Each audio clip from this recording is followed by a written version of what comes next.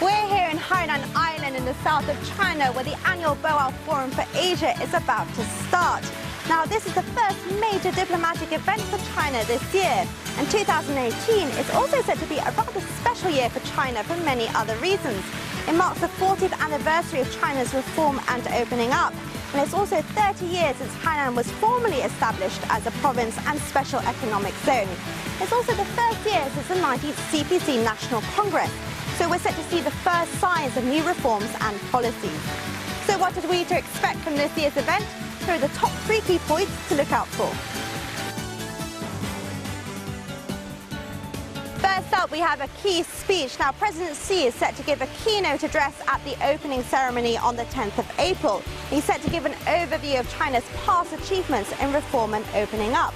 More importantly, Xi will also announce new measures on expanding China's reform and opening up. And finally, Xi will explain what building a community of shared future will mean, this time with an emphasis on creating a shared future for both Asia and the rest of the world.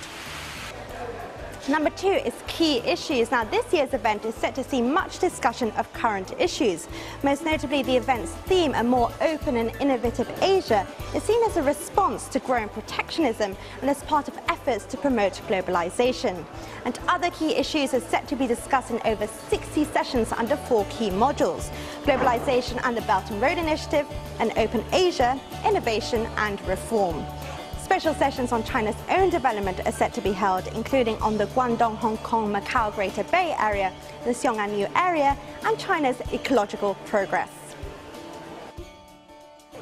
Number 3 is key figures. Now, this year's event is set to draw over 2,000 key figures from around the world, and these include Austrian President Alexander Van der Bellen, Filipino President Rodrigo Duterte, Mongolian Prime Minister Ukna Kurelsuk, Dutch Prime Minister Mark Rutte, Pakistani Prime Minister Shahid Rakan Abbasi, Singaporean Prime Minister Lee Hsien Loong, UN Secretary General Antonio Guterres, and IMF Managing Director Christine Lagarde, all expected to attend. And President Xi is to meet with top leaders with the aim of creating a new consensus. Overall, it's expected this year's event will offer new measures, new consensus and new impetus to create a more open and balanced development with a focus on avoiding protectionism and promoting globalization.